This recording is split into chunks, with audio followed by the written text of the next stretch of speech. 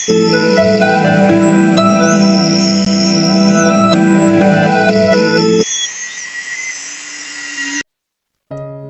چھوٹے پرسکون شہر میں عالیہ نام کی ایک خوبصورت لڑکی رہا کرتی تھی۔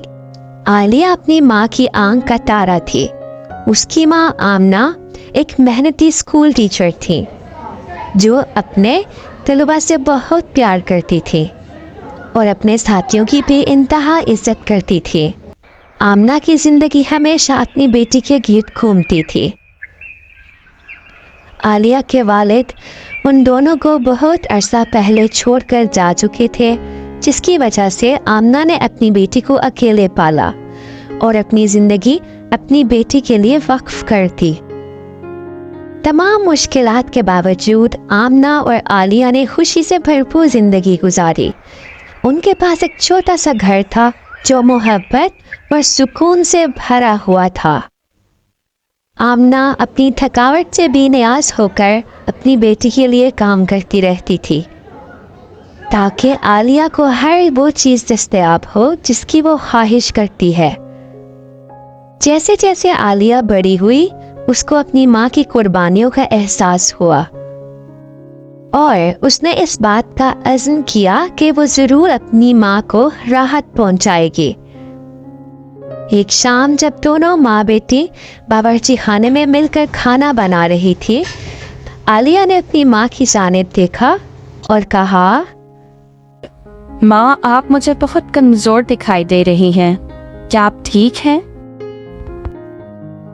آمنہ مسکرائی اور اپنی بیٹی کو جواب دیا، میں ٹھیک ہوں میری جان، بس کام سے تھکی ہوئی ہوں، فکر مت کرو۔ لیکن ماں، مجھے آپ کی فکر ہے، آپ میرے لیے اتنا کچھ کرتی ہیں، میرا آپ کے سوا کوئی نہیں، میں چاہتی ہوں آپ اپنی بھی فکر کیا کریں۔ آمنہ نے اپنی بیٹی کو گلے لگایا۔ عالیہ کو اب اپنی ماں کی بہت فکر رہتی تھی۔ عالیہ ایک ذہین طالبہ تھی اور مقامی کالج میں پڑھتی تھی۔ شام کے وقت وہ پڑوس کے بچوں کو ٹیوشن دیا کرتی تھی تاکہ وہ کچھ اضافی پیسے کما سکے اور اپنی ماں کا مالی بوجھ کچھ کم کر سکے۔ عالیہ آپا، کیا آپ یہ سوال حل کرنے میں میری مدد کر سکتی ہیں؟ بالکل احمد، میں بالکل تمہاری مدد کر سکتی ہوں، آؤ ہم یہ مل کر کرتے ہیں۔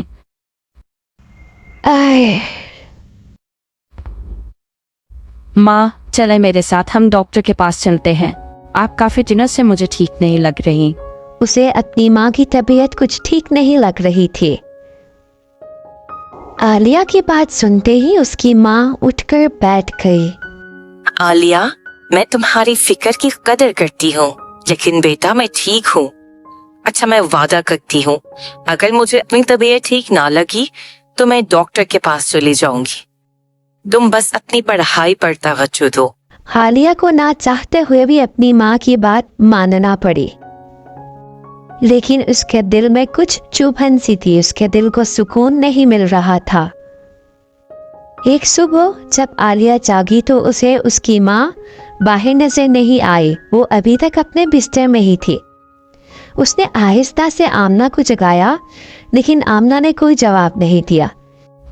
ماں آنکھیں کھولے۔ خوف کے عالم میں عالیہ نے اپنی ماں کو جگانے کی کوشش کی، لیکن اب بہت دیر ہو چکی تھی۔ آمنہ نیند ہی نیند میں انتقال کر چکی تھی۔ عالیہ کا غم ناقابل بیان تھا۔ اس نے چیخنا چلانا شروع کر دیا۔ وہ اپنی ماں کو اس طرح چھوڑنے کے لیے تیار نہیں ہو رہی تھی۔ ماں آنکھیں کھولے۔ ماں، آپ آنکھیں کیوں نہیں کھول رہی؟ ماں میں آپ کے بغیر نہیں رہ سکتی، خدا کے لیے آنکھیں کھولے۔ آمنہ کی موت کی خبر جلدی پھیل گئی اور عالیہ کے چچا عمر اور چچی نازیہ اسے اپنے ساتھ لے آئے۔ انہوں نے اس کا گھر بیچنے کا فیصلہ کر لیا اور اس رقم سے عالیہ کی مالی مدد کا فیصلہ کیا۔ دل شکستہ اور اکیلی عالیہ اپنے چچا کے گھر منتقل ہو گئی، کیونکہ اب وہ بالکل اکیلی ہو گئی تھی۔ اس کی چچی نازیہ اور اس کی 2 بیٹیاں زارا اور نادیہ پہلے تو اس کا بہت گرمجوشی سے استقبال کیا، لیکن جلد ہی حالات کچھ خراب ہونے لگے۔ ایک شام جب وہ کھانے کے لیے بیٹھے تھے، چچی نازیہ نے عالیہ کی طرف نفرت سے دیکھا اور کہا، عالیہ تم ایسا کرنا ہے، کچھ کھانا بچا ہے کھا لینا، فریج میں جو کھانا رکھا ہے وہ میری بیٹیوں کا ہے۔ جی چچی نازیہ، میں یہی کھا لوں گی۔ زارا جو کہ چچی نازیہ کی بڑی بیٹی تھی، اس نے حقارت سے عالیہ کو کہا، عالیہ تمہیں ہمارا شکر گزار ہونا چاہیے کہ ہم نے تمہیں اپنے گھر میں رہنے کی جگہ دی، اگر ہم نہ ہوتے تو تم کسی یتیم خانے میں ہی پڑی ہوتی۔ شکریہ زارا۔ چچی نازیہ اور ان کی بڑی بیٹی زارا نے اپنی اصلی رنگ دکھانا شروع کر دیے تھے۔ زارا عالیہ کی ذہانت اور خوبصورتی سے بہت جلتی تھی، جبکہ چچی نازیہ اسے اضافی بوجھ سمجھتی تھی۔ وہ اس سے بہت برا برتاؤ کرتے تھے اور اسے کھانے کو بھی کم دیا کرتے تھے۔ چچی نازیہ گھر کا سارا کام عالیہ سے کرواتی تھی، جس سے وہ بہت کمزور رہنے لگی تھی۔ تم نے ابھی تک کچن نہیں صاف کیا، ابھی تک سارا کچن بکھرا پڑا ہے، تمہیں کہا بھی تھا کہ جلدی سے کام کیا کرو۔ ایک رات جب وہ ظلم کو برداشت نہ کر سکی، اس کا چہرہ آنسوؤں سے تر ہو چکا تھا۔ وہ بالکل بے بس اور تنہا محسوس کر رہی تھی۔ وہ روتے روتے سو گئی۔ سوتے میں اس نے دیکھا کہ اس کا کمرہ روشنی سے بھر گیا اور اس نے اس روشنی میں اپنی ماں کا چہرہ دیکھا جو کھڑی مسکرا رہی تھی۔ آمنہ نے عالیہ سے کہا، عالیہ میری جان، مایوس نہ ہو، اللہ بہترین منصوبہ ساز ہے۔ تم محنت کرنا اور کبھی ہار نہ ماننا، تمہاری خوشی کے دن ضرور آئیں گے، غم کو خود پر حاوی نہ ہونے دینا۔ عالیہ جب صبح بیدار ہوئی تو اسے اپنے اندر ایک نئی طاقت محسوس ہوئی۔ اس نے اپنے پڑھائی میں دل لگانے اور شام میں بچوں کو ٹیوشن دینے کا فیصلہ کیا۔ چچی نازیہ اور زارا کے سخت سلوک کے باوجود اس نے اپنی محنت جاری رکھی اور اسے اس کی محنت کا یہ صلہ ملا کہ ایک وظیفے پر اسے میڈیکل اسکول میں داخلہ مل گیا۔ عالیہ ایک یتیم بچوں کے ہسپتال میں اپنی ہاؤس جاب کر رہی تھی۔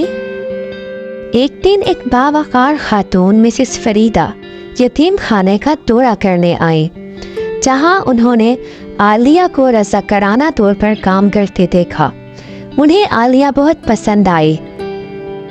انہوں نے عالیہ سے کہا، پیاری لڑکی، تمہارا نام کیا ہے؟ میرا نام عالیہ ہے۔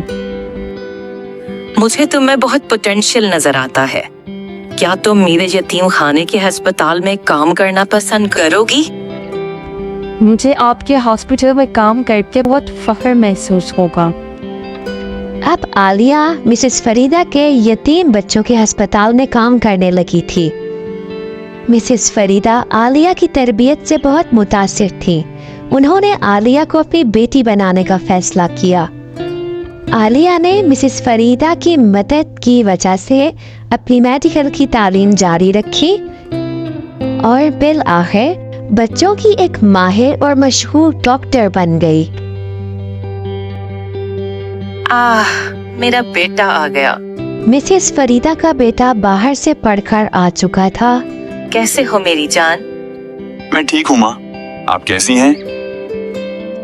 اس دفعہ میں تمہاری شادی کروا کر ہی دم لوں گی۔ میں نے تمہارے لیے ایک بہت نیک دل لڑکی ڈھونڈ رکھی ہے۔